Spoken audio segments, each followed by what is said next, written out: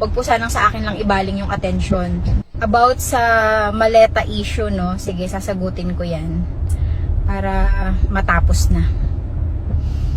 Binigay naman yun eh, hindi naman natin hiningi yun. Hindi lang po tayo yung tumanggap ng maleta, no? So, wag po sanang sa akin lang ibaling yung attention. Ayan mga kababayan, ito pong isang congresswoman, Micah Swansing, Gonzales, galing pong Pampanga, ay umamin na di umano ay nakatanggap siya ng malita at ayon nga sa kanya, binigay lang din po ito. Kaya siguro sa palagay niya, hindi ito masama dahil hindi naman po siya nanghingi mga kababayan.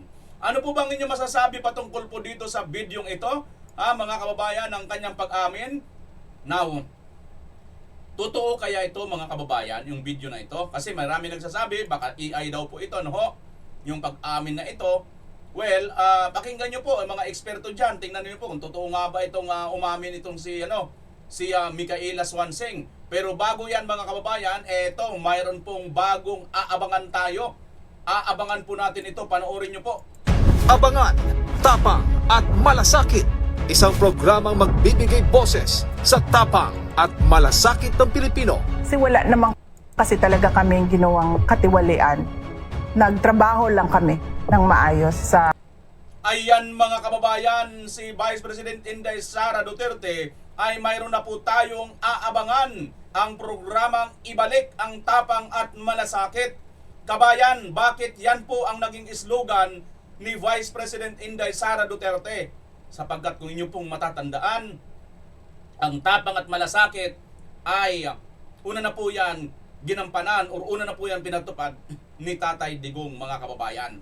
Ngayon, aabangan na po natin ito dyan nga po sa SM Inay mga kababayan at ang bagong programa na ito, no, na pinagbibidahan or host nga po dito si Banat Bay at si Boss Dada. Kaya abangan po natin ito mga kababayan. Well, papanoorin ko po sa inyo mamaya ang buong teaser ng videong ito. Samantala mga kababayan, dito po sa mga itong mga Marines na ito, no, mga sundalo, alam nyo ba na marami na po ngayon ang MNLF Bangsamoro na nagpahayag na po ng suporta dito sa mga kababayan po natin na ito, itong 18 na mga dating sundalo. Eto na po sila mga kababayan, MNLF na po ito at ang mga Bangsamoro. Yan po ngayon ang ating pag-uusapan kung gaano po ito katindi na magiging suporta. Bumaback up na po sila dito ngayon sa mga dating soldiers, no? Naku, nanginginig na dito siguro si Ngagba mga kababayan. Nanginginig na si Ngagba. Andun na siya sa ibabaw ng bundok ng tralala.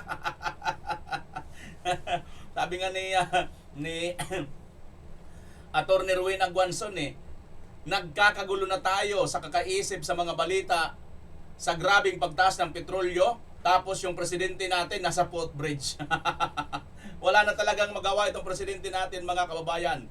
Bueno, bago natin pag-usapan yan, ako naman ay magpapasalamat po muna sa walang sawang nagla-like, nag-share sa ating mga video. Guys, kung bago ka lang sa aking channel, consider mo naman paki-like at paki-share ang ating video. Kung inyo lang pong mamarapating. Kung hindi naman, okay lang po manood po kayo. Pero sa mga suki na po natin dito, alam nyo na po ang inyong gagawin. Like na kaagad at pakishare nyo na po kaagad. Ikalat na po ang mga bidyong ito sapagkat wala pong gustong gumawa nito dahil alam po nila, no? Alam po nila, tayo pong mga Duterte supporters ay mga organic at hindi po nababayaran, hindi bayaran at ang prinsipyo po natin ay mananatiling Duterte. Diyan nga po sa tapang at malasakit, organic. Yan po lahat ang ating pag-uusapan kabayan. Ito na. Umpisa na po natin dito. Itong si Boyeng Rimulya mga kababayan ay mukhang delikado na po mga kababayan. Pinapa-impeach, no? Mukhang pwede po siyang ma-impeach mga kababayan. Panoorin muna natin ito. Tuloy po tayo sa mga balita. Dismayado si Vice President Sara Duterte sa tila kawalan umanong interes ng kasulukuyang administrasyon na paimbestigahan ang isiniwalat na katiwalian sa gobyerno ng 18 dating miyembro ng Philippine Marines. Git ng pangalawang Pangulo, selective umano o pinipili lamang ng kasulukuyang gobyerno kung sino ang iimbestigahan at kung ang alegasyon anya'y patungkol sa kanya, tiyak na agad itong iimbestigahan. Madeline Villar Moratillo sa balita. Pinuna ni Vice President Sara Duterte ang patuloy na kawalan ng interes ng kasalukuyang administrasyon na paimbestigahan ang isinuwalat ng 18 dating Marines patungkol sa delivery ng male-maletang may laman pera umano. Ang joint affidavit ng mga nasabing ex-Marines isinumite na sa Office of the Ombudsman. Pero sabi ng anti-graft body, kailangan pa itong isa-ilalim sa evaluation process para madetermina ang sufficiency in form and substance nito at kung may sapat na basihan para ipagpatuloy ang proseso. Sa isang pahayag, iginiit ni VP Sara na hindi dapat selective ang issue ng katiwalian at piliin kung sino lang ang iimbestigahan. Ang peraan niya ng bayan hindi dapat inilalagay sa maleta at ang katotohanan hindi niya dapat inilalagay sa katahimikan. Muli namang inulit ng Vice Presidente ang paghanga sa tapang ng mga ito na naglakas loob magsalita. Dismayado rin ang Vice Presidente na kapag ang paratang o aligasyon ay patungkol sa kanya, agad iniimbestigahan. Ang Malacanang hindi kumbinsido sa pahayag ng ex-Marines. Paulit-ulit na kasinungalingan laban sa Pangulo. Lousy script. Hindi pang award-winning. Hindi malinis. Una na rin sinabi ni Palace Press Officer Undersecretary Claire Castro ang pagdududa na merong nasa likod ng mga ito. Siguro dapat malaman. Ang uwi talaga nitong ni Auntie Claire Castro, mga kababayan, ano? Hindi lousy script daw at hindi daw pang award winning. Bakit mo nasabi yan, Auntie Claire? Ang inyo bang ginagawa diyan ay talagang full of script at kaya kailangan ninyo yung pang award winning yung inyong mga script? Ganun bang ibig mo sabihin dito, Auntie Claire? Mga kababayan, pansinin ninyo ha. Ang pinag-uusapan po dito, may aligasyon po, may bintang. Pero ang sasabihin nito, lousy script. Anong pinagsasabi mong lousy script? Ha? Lousy script, tingnan mo nga, pag tinatanong sila, wala naman silang binabasa. Ito talaga si Auntie Claire, mga kababayan, minsan ayaw muna magsalita pero mapipilitan ka eh. Kasi nakaka-high blood, di ba? Hindi naman natin kailangan pa ng mataas na pinag-aralan ng psychology, pero masasayko mo yung kanyang sinasabi. Anong pinagsasabi mong? Sige nga, ibig mo ba sabihin, pag sabi mong ganyan na hindi pang award-winning ang script nito mga ito, kayo ba pag nagsasalita kayo at pag nagbibintang ka sa mga Duterte, ano yan, pang award-winning ang script mo? Ganun ba ang ibig mo sabihin, Auntie Claire? Di ba mga kababayan? Tama ba? Ganito ang ibig sabihin nitong babaeng ito? Pagka may nagsabi against sa kanila, pag may nagbulgar against sa kanila, ng kanilang ginagawang pagnanakaw sa kaban ng bayan, sasabihin niya, lousy script. Bakit? Ang inyo bang mga ginagawa pagsasalita ninyo dyan, paninira mo sa mga Duterte ay scripted? Yun lumalabas mga kababayan. Award winning ba yan? Kaya talagang pag makabanat kayo sa mga Duterte, ganun na lang. Di ba? Manyo, kung sino ba yung may-ari ng sasakyan na siyang sumundo sa kanila matapos. O anong problema mo doon sa sasakyan kung sino sumundo? Anong problema doon? Sige nga. Sabihin mo na lang anong problema doon sa sasakyan na yon? Ninakaw ba yung sasakyan na yon? Galing ba sa kaban ng bayan ng sasakyan na yon? Yun ang ipaliwanag mo rin. Hindi mag-iibig, bibitaw ka lang ng salita na sino sumundo? Anong sasakyan? Anak ng pating. Sa lola ko, walis ting-ting lang yan, lolo ko di ba? Tsaka lana. Tapos ang press briefing or press con nila. So, ulit-ulit na kasinungalingan. Pangamba naman ni Senator Panfilo Lacson, chairman ng Senate Blue Ribbon Committee, kung iimbestigahan ang isinuwalat ng ex-Marines, baka mauwi lang sa circus ang pagdinig. Hindi rin kumbinsido ang senador sa testimonya ng mga ito patungkol sa sinasabing delivery ng higit 800 metriko tonelada ng perang papel.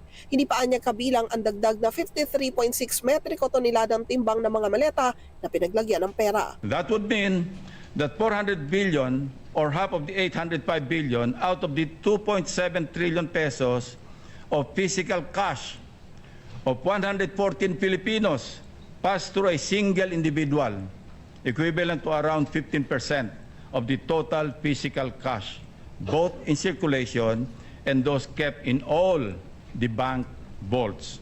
I raise this question to ensure that the testimonies withstand established facts and logic before we even invite them to testify before the Senate Blue Ribbon Committee.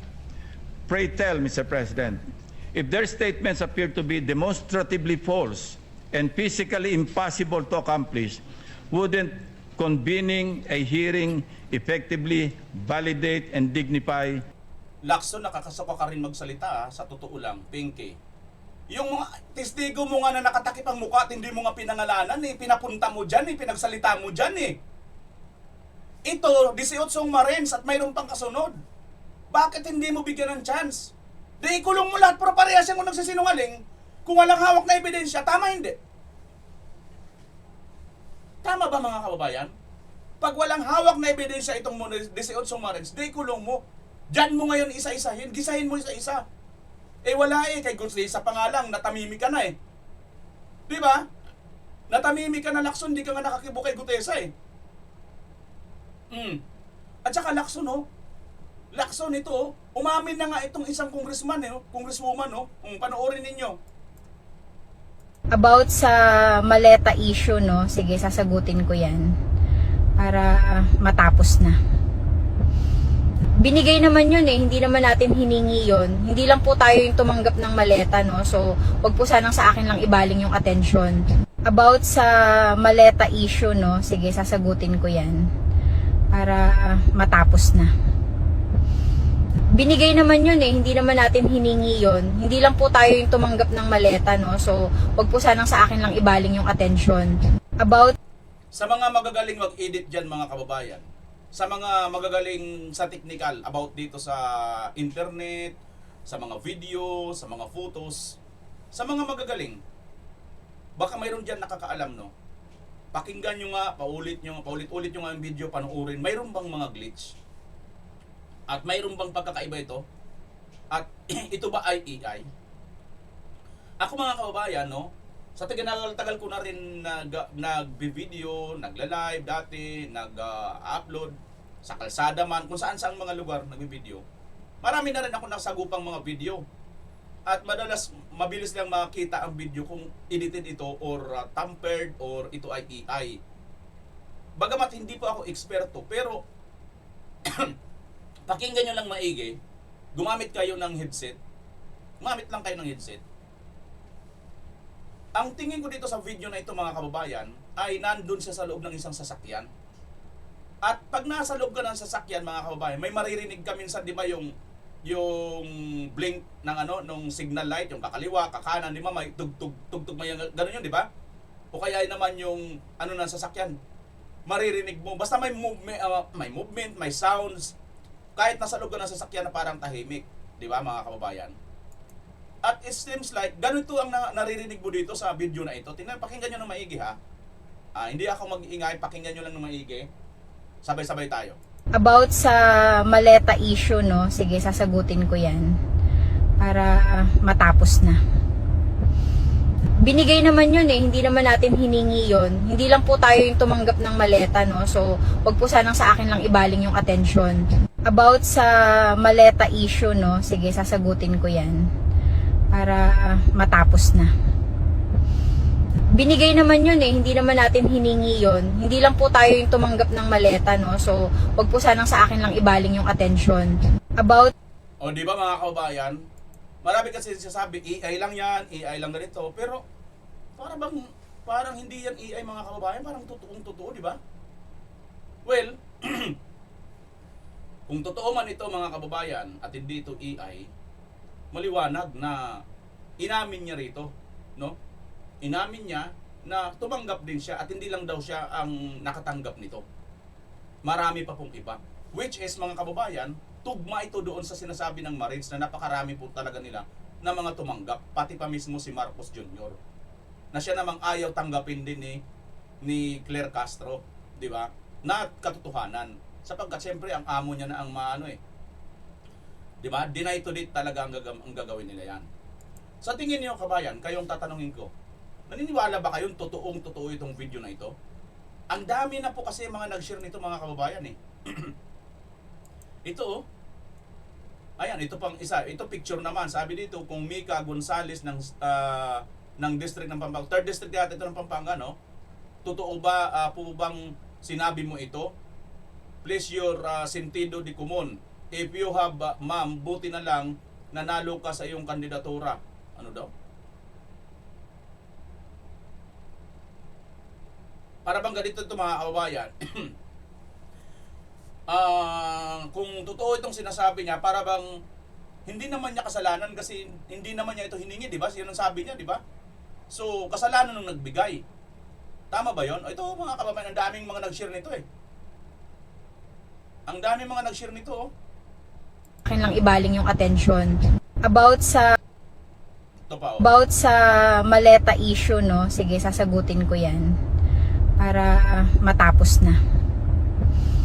Binigay naman yun eh. Hindi naman natin hiningi yun. Hindi lang po tayo yung tumanggap ng maleta, no? So, wag po sanang sa akin lang ibaling yung attention. About sa maleta issue, no? Sige, sasagutin ko yan. AI ba talaga ito mga kababayan? Sa tingin nyo talaga AI yan? Ha? Sa tingin ko talaga mukhang hindi ito AI eh. Pero bahala na kayo kung, Issue. kung sinong mga eksperto dyan, kung talaga nga bang AI lang ito or katotohanan ito mga kababayan. Pero sa dami ng mga nag-share nito, no? Eh, ewan ko lang kung AI nga ba ito. Ito pa, share din ito mga kababayan, no? About sa maleta issue, no? Sige, sasagutin ko yan. Para matapos na. Binigay naman yun eh. Hindi naman natin hiningi yun. Hindi lang po tayo yung tumanggap ng maleta, no? So, wag po sanang sa akin lang ibaling yung attention. About sa... Di ba? Puro parehas eh. Puro parehas mga kababayan. Parang hindi siya naka-AI. Ito pa oh. About sa maleta issue, no? Sige, sasagutin ko yan. Para matapos na. Wag yan kasi may music. Yan, makakapag-write tayo niyan.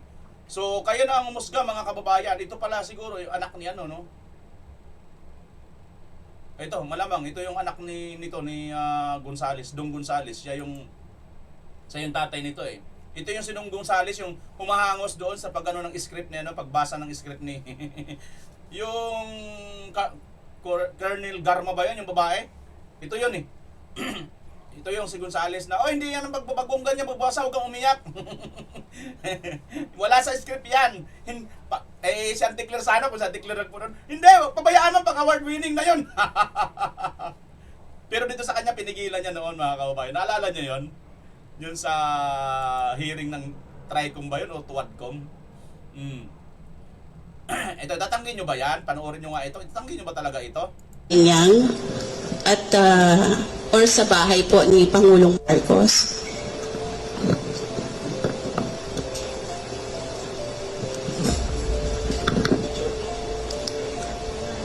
Opo. Ako po si Bernard Tube. Nakapag-deliver po kami. Saan? 41 Forbes po. So ito po yung bahay ni umano ni Pangulong Ferdinand Marcos Jr. Yes po. Meron din po kami sa Ilocos. Kasama po si Kong Saldi. Ilang maleta po yung na-deliver sa Forbes at saka sa Ilocos? Yung sa Ilocos po ay sa 5 maleta po.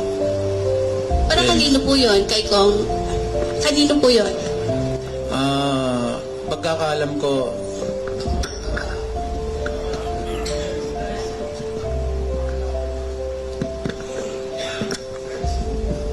para maklaro lang, no? Nag-deliver sila sa Ilocos Norte, sa bahay mismo. At sa Paway, sa bahay ni BBM. Kaya naman tulutanggi talaga mga kababayan sa Anticler ninyo. Kasi ang linaw nitong aligasyon nitong ni Atty. Baligod eh. Bakit hindi na lang ito ipatawag, di ba? Bakit hindi na lang ipatawag ni Lacson ito kung gaano katotoo ito? Lacson, sabihin mo nang, paniwalaan kita na hindi ito katotohanan, itong mga sinasabi nila. So, ang tanong sa'yo, okay na lang ba yan? Na inaakusahan ang presidente ng ganyan? So, babaliwalain mo na lang yan? Di ba sabi ninyo, destabilization ito? O dahil nag-destabilize pala ito, dinidestabilize nila yung gobyerno ng Marcos, edi patawag nyo ito. Di ba? Bakit hindi nyo ipatawag?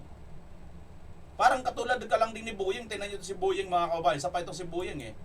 Dawit-dawit kasi sila mga kababayan. Boyeng versus Boyeng lang oh. We're not members of the ICC. So whatever relationship with the ICC is on an arm's length basis if we have to talk with them. But we have never spoken to them. Sabi niya ha, hindi tayo nakipag-usap sa kanila.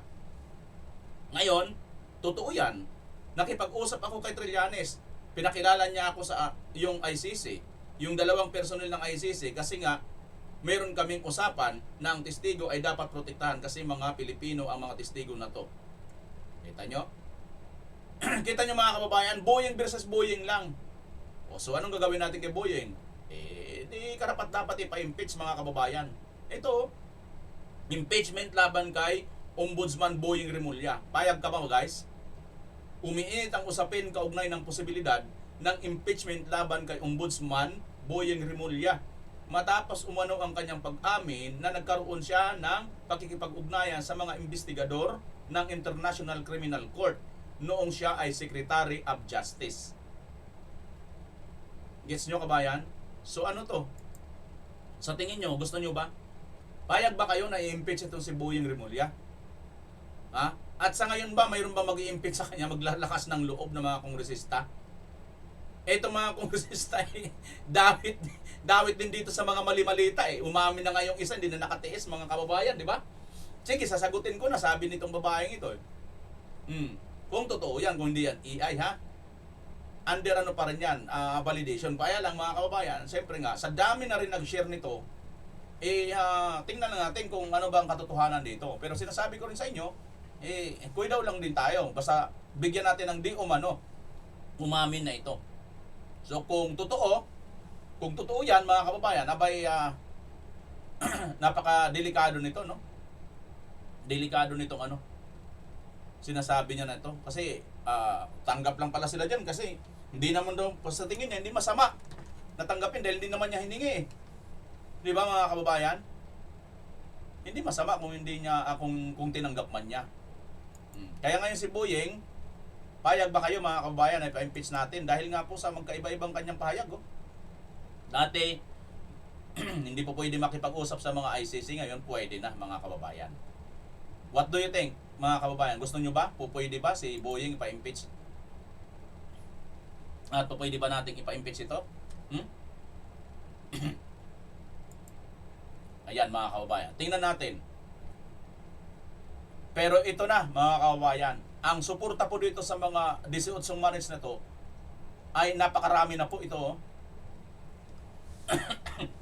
Breaking, MNLF Bangsamoro and retired PNP official. MNLF Bangsamoro and retired PNP official backs manifesto of support for 18 Marines. Kumplito pong listahan mga kababayan. Sabihin ko po yan sa inyo mamaya-maya. At kumplito po sila rito. At sino-sino itong mga ito? Naku po, magugulat kayo. Napakatataas na mga leader po ng MNLF ang pumirma po dito para po suportahan itong mga dating sundalo na naglabas ng kanilang hinain patungkol nga po dito sa pagkukulimbat, pagnanakaw ng mga malimalita, bilyon-bilyong pera ni Marcos Jr. at ng kanyang mga kasabwat, lalo na itong mga kongresista, mga kababayan. Isa-isahin natin mamaya basahin ang kanilang mga pangalan, ha? Pero bago natin basahin mga kababayan, panoorin nyo muna ng buo itong sasabihin ni Attorney Vice Mayor Harold Respicio. At mamaya, mayroon ako sasabihin sa inyo after ng pagkatapos mag-speech ni Attorney Harold Respicio. Huwag po kayong aalis mga kababayan, patapusin nyo po itong video na ito ha, sapagkat mayroon pa akong ipapapansin sa inyo mamaya. Baka mamaya masabi niyo, pwede nga no? Oo nga no? Mukhang pwede. Pwede yan BMR. Baka mamaya sabihin niyo mga kababayan ha. Kaya abangan niyo yan. Patapusin muna natin si Attorney Harold Respicio. Magandang umaga po sa inyong lahat. Maraming salamat folks sa pag-imbita sa akin dito sa gathering na ito. Galing pa ako ng Isabela, nagbiyahe ako ng 12 hours to come here. Yeah, buddy! Woo! Ang haba, nakakapagod. Pero syempre, hindi natin iiwan yung ating mga kakampi dito sa 18 Marines. Dahil love ko sila eh. Kasi kapareho ko yung mga yan, kinakasuhan kami. At naglalahad kami ng katotohanan. At nandito po ako ngayon sa harap ninyo para i-manifest ang aking support para sa kanila at sabihin ko sa harap ninyo na naniniwala ako sa kanilang sinasabi. Ako po si Attorney Harold Respicio. Isa po akong Vice Mayor sa probinsya ng Isabela sa bayan ng Reyna Mercedes. Isa po akong Ilocano at isa po akong elective official. Pero higit sa lahat, isa po akong Pilipino. Hindi to po totoo yung sinasabi nila na lahat na sa ating gobyerno ay tumatahimik na lamang at hindi lumalaban. Totoo po na ang impluwensya po ng administrasyon na ito ay pervasive at halos lahat ng tao sa ating gobyerno ay kinurap nila. Pati sa aming bayan, kinurap nila. Sila po ay napakalaking scam. Bago po pumasok sa gobyerno, first time ko po maging public servant, maging public official this time, ngayong 2025. Before that, nasa private practice ako at nasa private industries lang ako. Pero pagpasok ko dito sa gobyerno, nakita ko po ang laking scam. Bilang abogado, nakita ko yung mga pinakamalaking scam. Pero ang pinakamalaking scam sa buong Pilipinas ay ang ating gobyerno. Yan. At lahat sila ay sama-sama. At iisa ang ulo. At ang biktima ay ang buong taong bayan. Tayo ang nagbabayad ng buwis. Binibigay natin ang lahat ng pera sa kanila para lamang sila ay maghati-hati at magpakasarap. At ma-ensure nila na habang buhay na sila ay nasa kapangyarihan. Yan po ay totoo. Inuuna nila yan sa panahon ng eleksyon. Nag-participate po ako sa eleksyon at yung expertise ko sa pag-audit ng information technology at pag-aabogado, in-apply ko doon, nakita ko. Doon unang binibili ang ating kalayaan. At ngayon pinapatotohanan ng mga 18 Marines. Si Saldico, inutusan sila na magbayad kay Chairman George Garcia ng 4 na maleta ng milyong-milyong salapi. Kung imumultiply mo lahat yun, daan-daang milyon po iyon para kay Chairman George Garcia. Magkano po yun? Ano po ang kapalit nun? Hindi ba't para bilhin yung outcome ng ating eleksyon? Ang eleksyon na lamang ang tanging mekanismo para ang bawat mamamayang Pilipino ay ma-exercise nila yung kanilang direct power sa bansang Pilipinas. Kapag tinanggal pa natin ang democratic process na ito na mag-elect directly ng mga taong mamumuno sa atin, masasabi pa ba natin na totoo tayong malaya? Hindi po tayo totoong malaya. At lalong hindi po tayo totoong malaya kung pati yung mga institusyon na dapat nagbabantay sa ating gobyerno ay binibili na rin nila. Ang mekanismo sa ating konstitusyon para bantayan ng ating gobyerno ay yung mga investigasyon doon sa Senate at doon sa House of Representatives. Doon sa mga hearing ng mga komite. Pero nabigyan ba sila ng mga envelope? Nabigyan po. Kapag yung magbabantay sa ating gobyerno ay nababayaran natin, matasabi ba natin sa ating sarili na totoo tayong malaya? Hindi po. Ganon din po sa ating judiciary. Marami ang sinasabi na sa kanila ay nababayaran. Merong dating leader ng judiciary na pumasok sa executive, pero sila ka-textmate ni BBM. At nag-uusap sila paano magnakaw ng pera ng taong bayan. Kung lahat ng ating independent institutions na ito ay magkakasama na, kasama na sila sa scam, totoo pa bang malaya tayo? Hindi po tayo malaya, mga kapatid. Itong mga 18 Marines, hindi nyo ba naaalala last time? Noong ginagawa nilang scapegoat si Zaldico, di ba sinasabi nila na, "Uy, si Zaldico, bakit 18 Marines ang iyong mga bodyguard? Ang dami-dami, 18 Marines." Di ba ibig sabihin, binibigyan nyo ng credibility yung 18 Marines na yun, the fact na meron siyang hawak na 18 Marines? Pero nung lumabas yung mga 18 Marines, at sinabi nilang totoo na kami ang nagde-deliver in behalf of Zaldico, laban! Papunta yung pera dito kay Romualdez at mga congressman, senador, Comelec, kila Trillanes. Ngayon, ayaw nyo na silang paniwalaan? Ano ba talaga, mga bossing? Correct. Kapag against na sa inyo yung narrative, noong bumaliktad na sa inyo yung narrative, biglang ayaw nyo na silang paniwalaan. Pero nung ibinubuhos ninyo yung scapegoat kay Zaldico, Tama. grabe. Binibigyan nyo ng credibility na puro Marines yung bodyguard niya. Pero ngayon nagsalita na sila, automatic ayaw nyo na silang paniwalaan kasi kayo yung tinuturo na tumanggap. Mga ipokrito talaga itong mga tao na ito. Correct. Grabe yung pagka-ipokrito.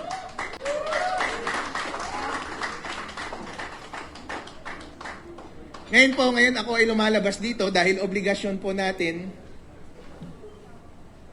na kahit ano ang kulay natin. Dahil sa totoo lang po, wala namang sumusuporta sa akin. Although makikita nyo ngayon, naka-align ko yung mga Sara Duterte. Kasi kami lang naman ang lumalaban. Correct. Kasi yung mga makakaliwa, mga pink, mga dilawan, tumanggap rin pala ng pera, mga walang iya! Yun! Kaya pala tahimik tong mga to eh. Kaya pala. Noong unang naglalabas ako ng mga issue sa Comelec, kayo pa ang mga kasama ko eh. Nako. Lahat ng mga aktibidad po, nag-iimbita sa akin.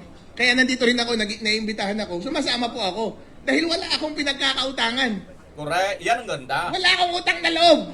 Wala akong alignment. Ang alignment ko lang katotohanan at tama. Kaya nag-a-attend ako parate. Para Yan ang sikreto ng mga Duterte, mga kababayan. Kaya wala pong takot kahit kanino kasi po wala po silang pinagkakautangan ng loob. Saan po sila may utang? Sa mga taong bayan. Kaya nga po sila nakakatayo ng ganyan kahit ano pong matinding paninira eh. Alin mga kababayan, ay magtapatan na tayo. Sanay tayo sa nangyayari sa ating bansa. Ang isang politiko, pabibo yan, di ba? Karamihan pabibo. Tingnan mo yung mga tulpo, di ba? Pabibo. Kahit sino, mga politiko, sino bang mga iingay ng mga politiko? Pero pagdating na ng nasa taas na, wala na, tahimik na. Di ba? Kasi nga pala mga kababayan, ang kalakaran po ng ating bansa, ay ganyan po, may mga mali-malita, may mga pagnanakaw. Kaya maganda yan, pag umpisa pa lang, papapunta pa lang doon, pero pag nandoon na, tahimik na sila kasi nga, ang sistema lalamunin na sila. Anong sistemang nandyan? Yung sistema ng korupsyon ay lalamunin na po sila. Kahit matino po sila, ngunit lalamunin sila ng korupsyon. Ang sistema ng politiko sa atin ay korap. Ngayon, dito lang po tayo nakakita ng politiko na hindi po korap at hindi po nilamon ng sistema. Yan po ang mga Duterte. Kaya ngayon, ang nangyari, kalaban ng lahat ang mga Duterte. Sabi nga ni Atty. Harold, sila na lang dalawa ni BP Sara, di ba? Ilan na lang po talaga ang nasa gobyerno ngayon na lumalaban sa sistemang bulok, sa sistemang korupsyon at pagnanakaw ng gobyerno. matigil ang kasamaan at pagnanakaw sa ating bansa. Pero na-obserbahan ko parang, bakit yung kabilang side walang masyadong activity? Correct. Walang activity masyado. Napapadalas tuloy, napapansin nila, bakit Harold parang dito ka sa opposition na sasama parati? Sila lang yung may activity nalaban sa gobyerno. Correct. Yung mga ibang partido, wala nang activity na laban sa gobyerno dahil bayad silang lahat! Yun! Correct!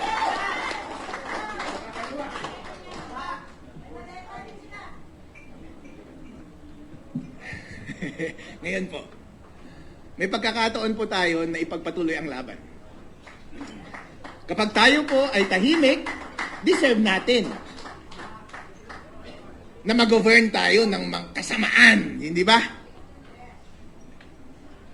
At ganun din actually kapag rinefuse natin na mamuno, deserve natin na mag-govern tayo ng mga mas bobo, ng mga kurap at magnanakaw sa ating bansa.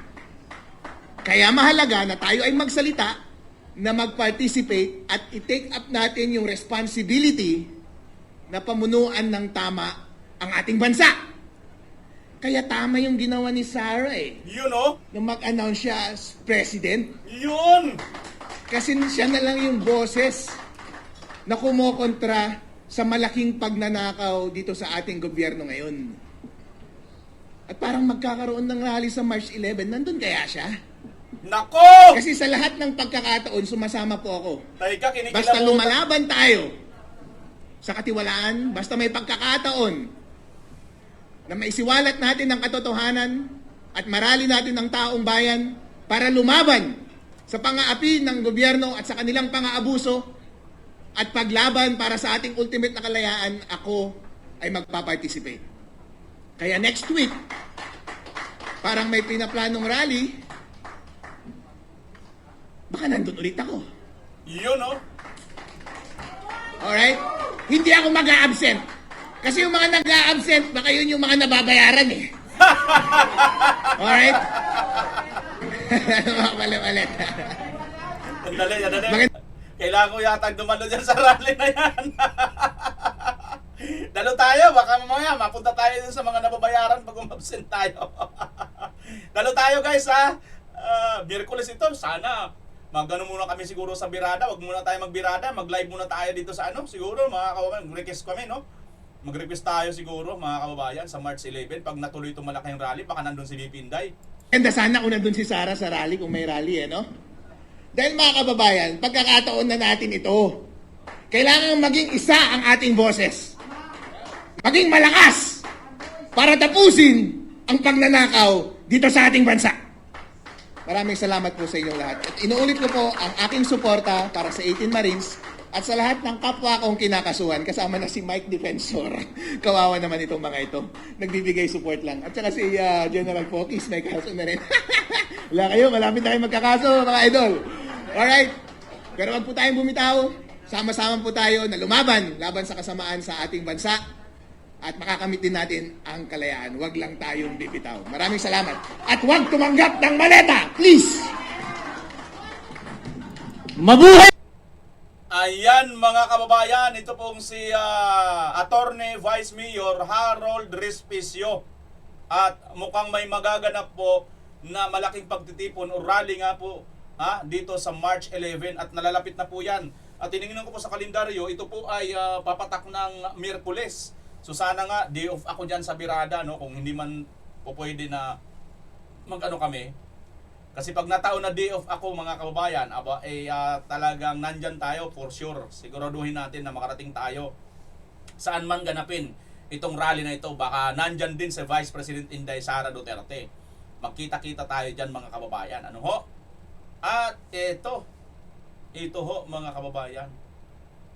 Ito yung sinasabi ko sa iyo kanina na patapusin muna natin tong si Vice Mayor Harold Respicio magsalita. At mayroon akong napansin.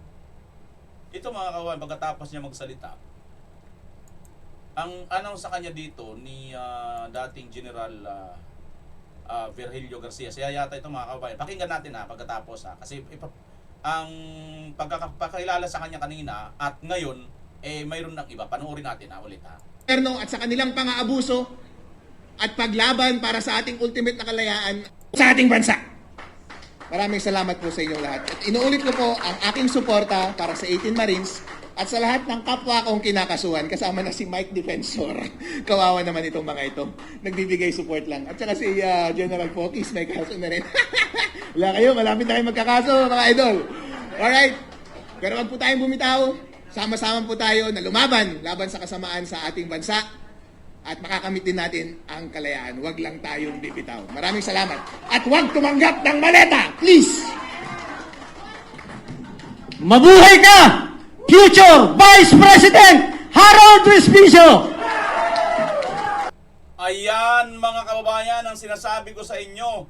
Mabuhay ka, Future Vice President Harold Respicio. Ayon dito sa nagsalita mga kababayan. Sa tingin nyo ba mga kababayan, pupwede rin ba si Attorney Vice Mayor Harold Respicio na makatandem ni Vice President Inday Sara Duterte sa 2028 presidential election? Tandaan po natin, ang sabi ni Vice President Sara Duterte, ang kanyang napili, kinukumbinsi niya, pinapakiusapan niya, nililigawan niya na kanyang maging running mate para Vice President ay siya yung maghahabol sa mga magnanakaw sa gobyerno. Diba? Focus siya dyan. So, sa manalit sabi mga kababayan, Ang criteria nito, humigit kumulang dapat isang abogado. Tama hindi? Malay natin, ito akin lang naman to mga mga kababayan, sa mga abogado lang na talagang mula pa noon hanggang ngayon lumaban na dito sa Marcos administration sa corrupt na admin na ito. Una muna mga kababayan, Senator Marcoleta. Ikalawa, Attorney Rowena Guanzon. Katlo, Attorney Vic Rodriguez. At ito rin ngayon, ikaapat, Attorney Harold Respicio. Sa apat na ito mga kababayan, sa tingin ko, isa dito ang magiging future Vice President ni Vice President Inday Sara Duterte. At kung dito naman titingnan natin kay Attorney Harold Respicio, taga Norte ito, taga Isabela. 12 hours biniyahe niya papunta dito sa Metro Manila. Now, yan ba ay sapat na? Sa tingin ko mga kababayan, ito sa akin lang sa lawak po, no? Sa lawak po. At pagka naalaman po ito na taga Isabela ito at taga North, matutuwa ang taga Norte dito. At yung mga taga Norte mga kababayan na naghahanap ng isang maaari, no, na future nila na may prinsipyo, na magiging maayos ang kanilang lugar, malamang gugustuhin nila ito si Attorney Harold Respicio. Mukhang napakagandang tandem nito mga kababayan. Kasi sa totoo lang, magtapatan na tayo. Magtapatan na tayo. Napakahalaga din ng Norte para mabalance po ang buto. Kasi sa Pangasinan mga kababayan, si Tatay Digong noon, nagulat ako.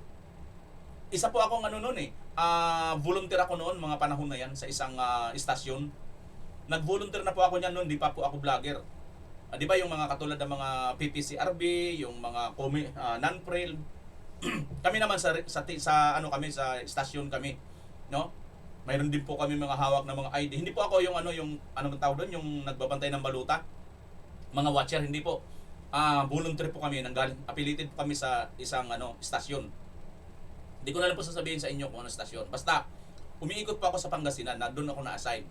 Iba't ibang mga barangay. At nagulat ako, si Tatay Digong never heard po. Ang sikat po doon, si Binay at saka itong si Grace po. Sila pong dalawa ang sikat doon sa lugar na yon. Minus na po si Maruas, hindi po yan masyado doon. Basta sikat doon si Binay at saka itong si Grace po noong mga panahon na yun. Kasi si Grace po, ang tatay niya si Fernando po ay may lahi sa Pangasinan, San Carlos I think, no? May lahi po siya diyan sa Pangasinan. So, San Carlos ba o basta party diyan sa Pangasinan, may lahi po sila diyan, no? So sikat na sikat si Grace po. Pero nagulat tayo mga kababayan, si Tatay Digong, ang laki po ng nakuha ng boto sa Pangasinan. At this time, itong si Harold Respicio, malaki pong bagay yan sa Norte. Attorney Rowena Guanzon, noong pa man simulat sa lumaban na po yan sa korupsyon. Visayas nga lang siya.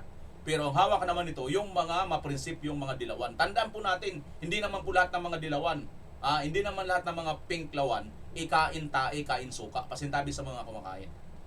Marami pa rin po dyan ang mga maprinsipyo, katulad ni Attorney Rowena Guanzon na lang, tahimik lang, di ba? Tahimik lang, hindi lang po nagsasalita dahil ang kanilang mga kakasamahan kumain na po ng tae. Hindi naman po lahat ng mga dilawan dyan. Katulad din ng mga pare. Hindi po lahat ng mga pare dyan tumanggap ng malita. Hindi rin po lahat ng pare dyan kumakain ng tae. At hindi rin po lahat ng mga pare dyan ay adik. Di ba? So marami po dyan, katulad nila Father Siano, marami po mga kaparian na ayaw din po dito sa kanilang mga kasamahan, mga kababayan. Di ba? So itong mga ito, malaking bagay po ito na susuport din kay Vice President Sara Duterte. Kaya sa hula ko, itong apat na ito, Attorney Vic Rodriguez, Attorney Rowena Guanzon, Attorney Harold Respicio at Senator Marcoleta, pare-parehas po mga abogado, pare-parehas po kinalaban itong Marcos administration. Pick your choice. Hula-hula lang naman ito. Sino kaya sa apat na ito? At sa tingin ko malaki ang malaki ang hinala ko nandito na ito sa apat na ito mga kababayan. Kasi pinakaano ni TVP Inday Sara, pupukus siya .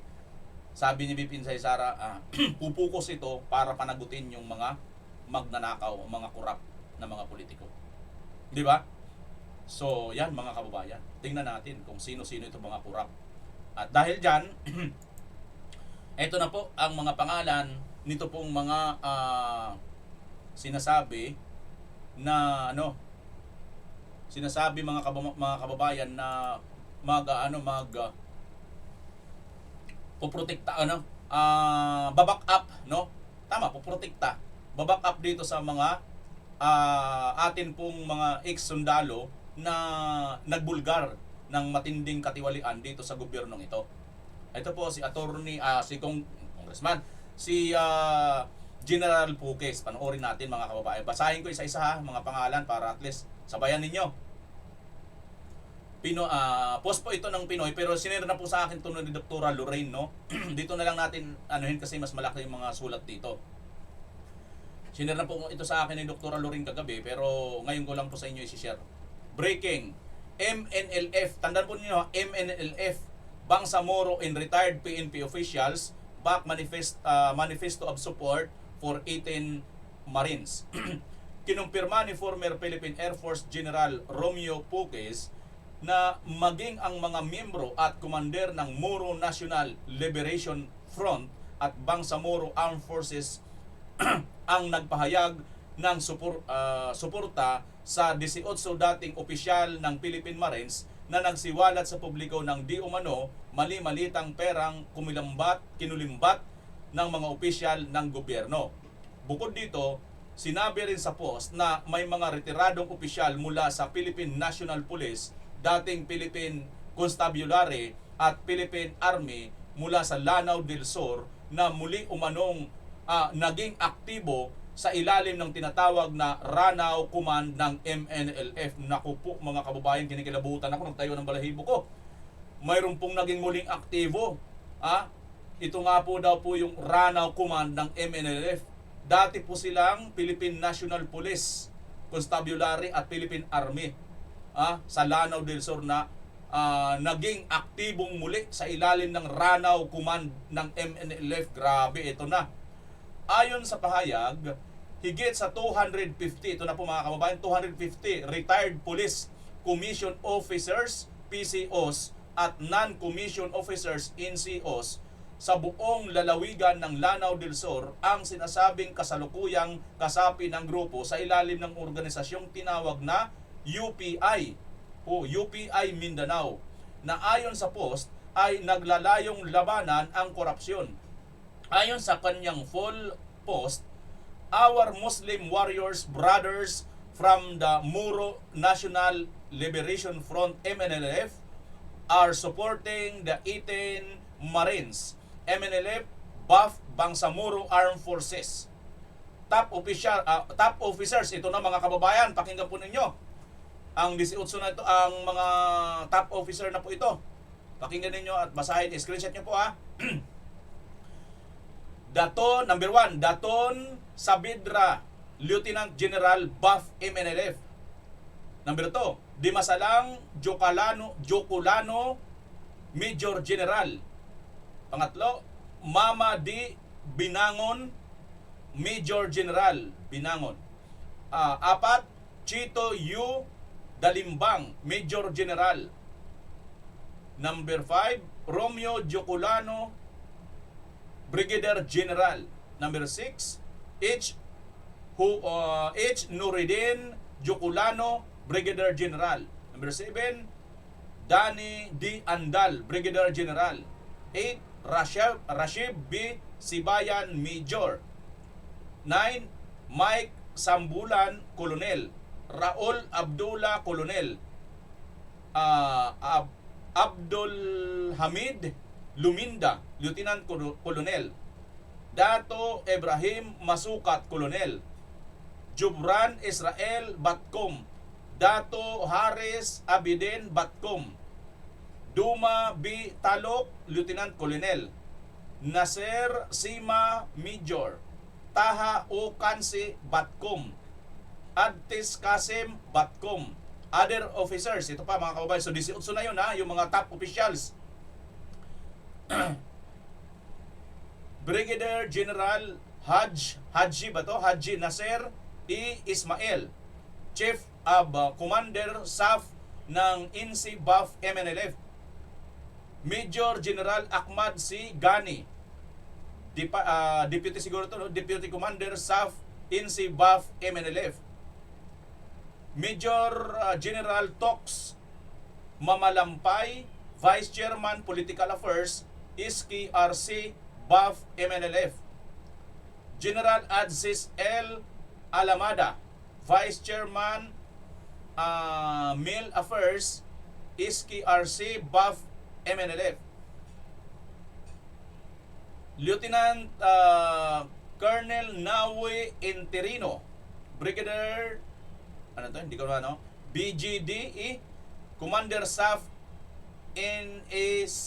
NC BAF MNLF.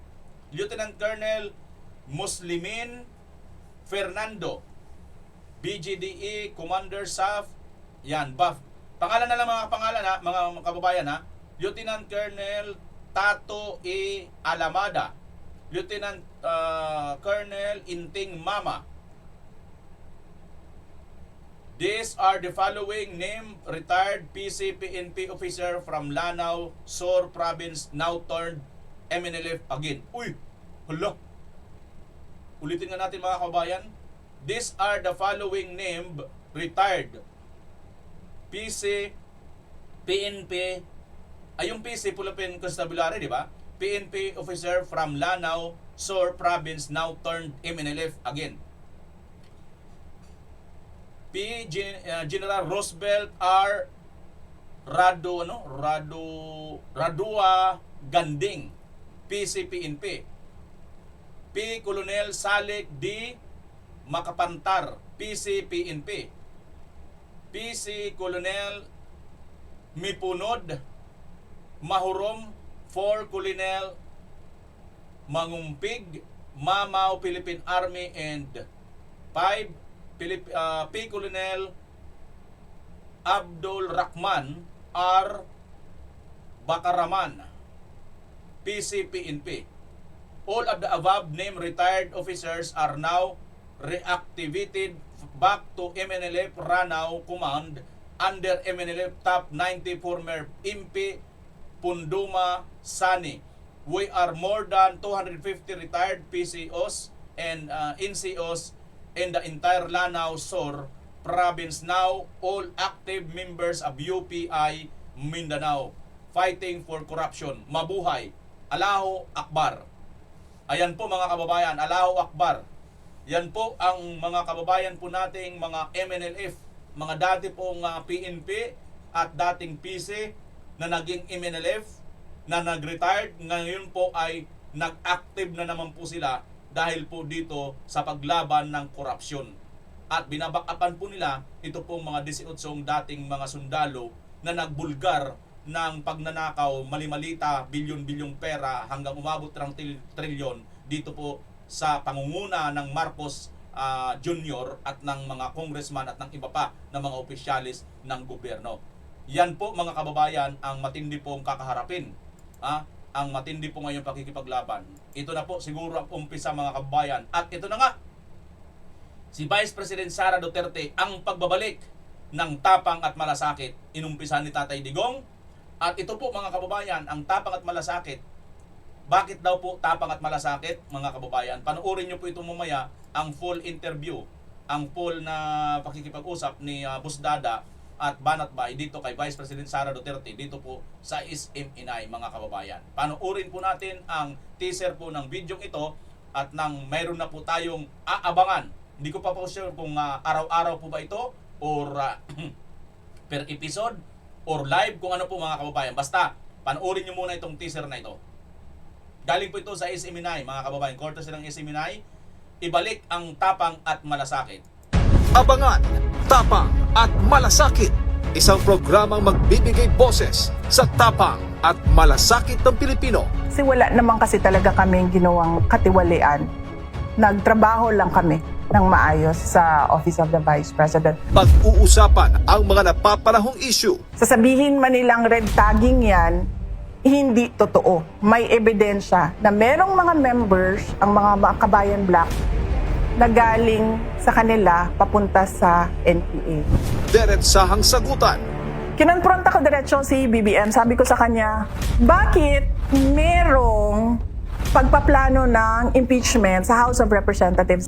Walang uurungan. Sinabi ko sa kanila na ito ay fishing expedition sa kawalan ninyo ng ebidensya sa paggamit ng confidential funds. Walang kinatatakutan. Naisip ko, may go signal ito na kalabanin niya yung dalawang opisina. Ngayong Marso 6, alas 5 ng hapon, tunghayan ang isang matapang na talakayan kasama sina Banat Bay, Boss Dada at si Vice President Sara Duterte. Ayan mga kababayan, ang teaser nga po nitong aabangan natin sa ibalik ang tapang at malasakit. Dito nga po sa bagong programa na ating aabangan, dito manggagaling sa SFNI mga kababayan.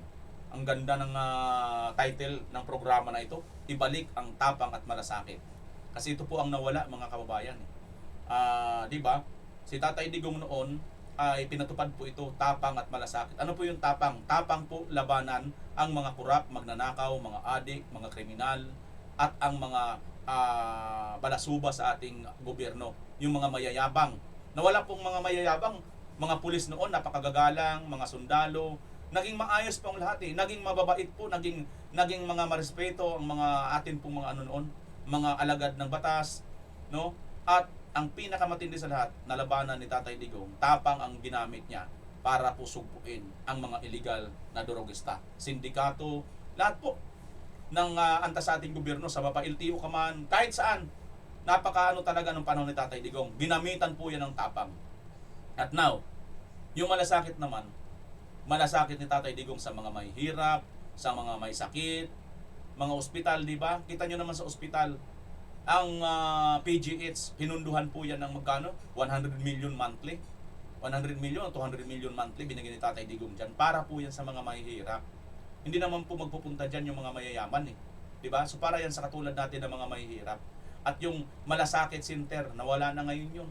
Dati, marami pa akong mga nakausap. Naging pasahero ko kasi sa aking trabaho dati, no? Sa Grab, naging passenger ko sila. Nagkwento po sila yung anak nila, yung asawa nila ng anak, tawag nito yung cesarean, wala na po silang binayaran dahil po doon sa malasakit center na binuo po ni Tatay Digong at ni Senator Bongo. Kaya mga ito nawala po yung tapang at yung malasakit sa kapwa. Ito po ang nawala. Kaya ngayon, kung gusto niyo pong maibalik yan, ibalik natin ang Duterte at ilagay natin sa posisyon ang ating Vice President Inday Sara Duterte. At pili na lang kayo dun sa 4. Hula na lang tayo. Sa tingin ninyo, malay natin, tumama tayo. Kasi ako, nakikita ko si Atty. Ruel Aguanson eh. Oo. Pero basta silang 4, parang wala akong tulak kabigin. No? Mga kababayan. Walang tulak kabigin dyan sa 4 na yan. Si Atty. Vic Rodriguez kasi, tingnan nyo naman yung criteria nun. Diba? Nandyan na siya kay Marcos eh. Parang si BP Inday din.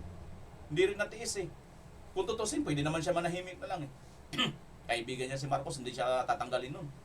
Kahit pa ayaw siya ni Baki. Di ba? So, ganun mga kababayan. Kaya tuloy na po natin ang tapang at malasakit, ang pagbabalik ng Duterte sa Malacanang. Yan po, mga kababayan, ay inyong gugustuhin, makabalik ang tapang at malasakit. Huwag po kayo mahiya. I-comment po dyan sa baba sa comment section.